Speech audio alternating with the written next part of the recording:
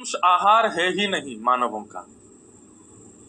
हम केवल अपने स्वाद के लिए, और कई लोग तो प्रोटीन के नाम पर और ना जाने दुनिया भर के ताकतों के नाम पर मांसाहार को और ज्यादा प्रोत्साहित करते हैं।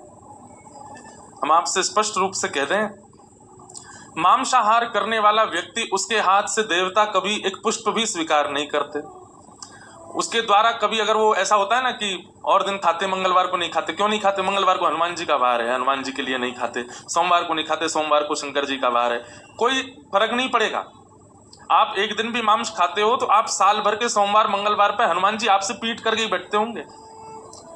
आपको ऐसा लगता होगा कि शायद उस दिन हनुमान जी यूं कहेंगे कि भाई कम से कम ये मंगलवार को तो नहीं खाता। नहीं भाई, पाप कर्म करने वाला व्यक्ति 365 दिन नहीं करता, 365 में से एक ही दिन करता, पर एक ही दिन का पाप उसके पूरे जीवन पर भारी पड़ता है।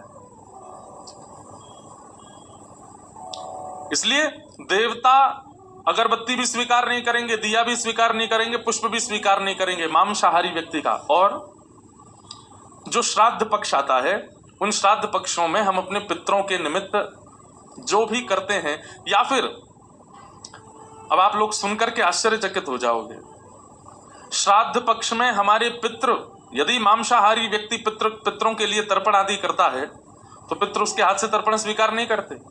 और तो और घर का यदि बड़ा बुजुर्ग चला जाए और उसका संस्कार करने वाला बालक यदि मांसाहारी है तो उस संस्कार से उस व्यक्ति को भी मुक्ति की प्राप्ति नहीं होगी, वो प्रेत योनि में ही भटकता रहेगा। तो भैया, अपना भी बुरा कर रहे हो, पितरों का भी बुरा कर रहे हो, आने वाली जनरेशन का भी बुरा कर रहे हो। क्यों ऐसा करते हो? किसी जीव को मार करके पाना ये हमारा स्वभाव स्वरूप नहीं है। भारत में मांसाहार लेकर के आए थे मुगल।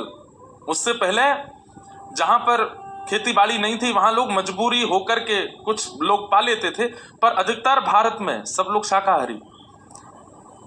आप जिस महाराष्ट्र की भूमि पर रहते हैं, इस महाराष्ट्र के छत्रपति श्री शिवाजी महाराज, मुगलों के लिए जिन्होंने सर्वस्व न्यौछावर किया कि मुगलों को यहां से दूर किया जाए, वो मुगल लेकर के आए थे मांसाहार। ये दुनिया भर के जीवों को पका करके पाना, उनको मार करके उनका भोजन करना। अरे, अपने हाथ से रक्त निकलता है तो हम घबरा जाते हैं, किसी जीव का रक्त निकालने में हमको पीड़ा नहीं होती। किसी जीव की नार मरोड़ करके काट देना, उसके महाराज, लोग कैसे कैसे कैसे लोग होते हैं। अपना पैर अपना सा लगता है, दूसरे का पैर आप खाते हो तब आपको बिल्कुल पीड़ा नहीं होती। ये निर्दयता का प्रतीक है। मांसाहारी व्यक्ति निर्दयी होता है, और ठाकुर जी से मिलना वो भूल जाए कि इस जन्म में तो ठाकुर जी उसको मिलने से रहे। वो जिन जिन लोगों का स्पर्श करता जाएगा, चाहे वो उसके पितर ही हों, उनको भी ठाकुर जी प्राप्त नहीं होंगे। हम तो कल एक बात स्पष्ट कह चुके हैं, ये दो तरफा मत रहिए। वो सब भी करना है, कथाएं भी सुननी है, पंढरपुर भी जाना है, वृंदावन भी जाना है, गिरिराज जी भी जाना है, और फिर कोल्हापुर आकर के वीकेंड्स पे पीना भी है, खाना भी है, शादियों में जाकर के भी उल्टा सीधा करना है। ये दो पक्ष वाले, दो नाव में पैर रखने वाला डूबता ही है, गिरता ही है, पार नहीं होता। अगर वो आपको प्रिय है, उसके बिना नहीं रह सकते, तो फिर उसी में ही रहिए। छोड़ दीजिए मंदिर जाना, पंढरपुर के रास्ते बंद कर दीजिए, कथाओं में आना बंद कर दीजिए, संकीर्तन बंद कर दीजिए, तिलक बंद कर दीजिए। कम से कम वो सब करने के बाद ये स्वीकार करने से आप इसकी अवहेलना मत कीजिए।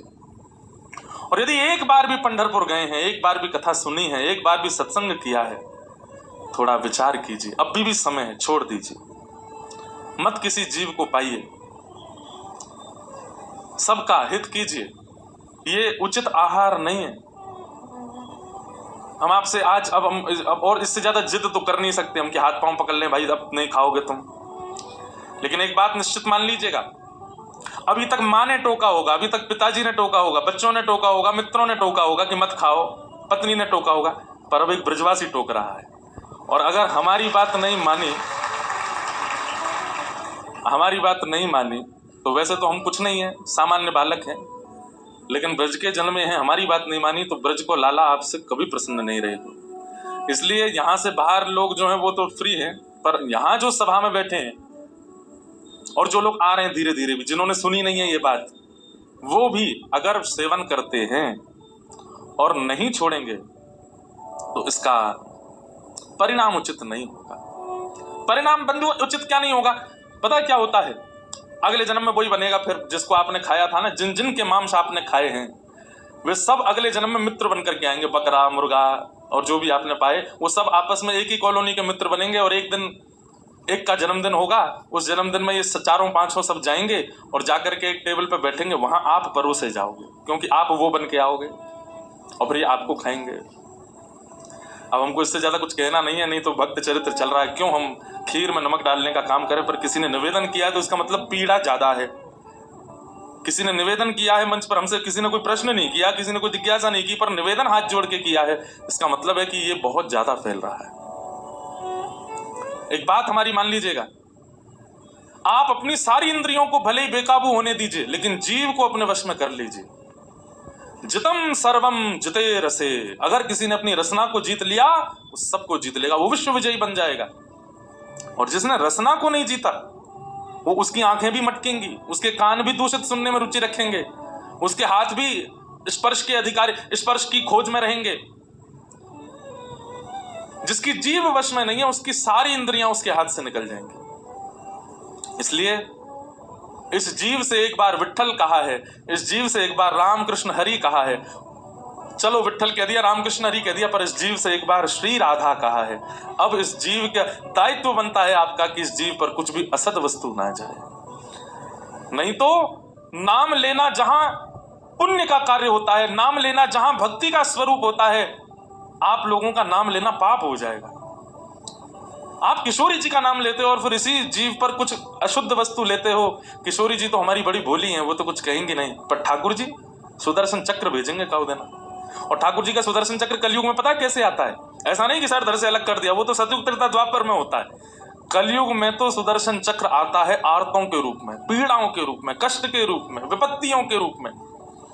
अच्छा, कई बार ऐसा होता है कि हम पे विपत्ति आए हम सह लेंगे, लेकिन ठाकुर जी ऐसा सुदर्शन चक्र चलाते हैं, आपको विपत्ति नहीं देंगे, जिनसे आप प्रेम करते हो उनको विपत्ति देते हैं, उनको कष्ट देना प्रारंभ करते हैं। क्यों? बोले भाई तुम अपने आचरण को नहीं सुधार पाए।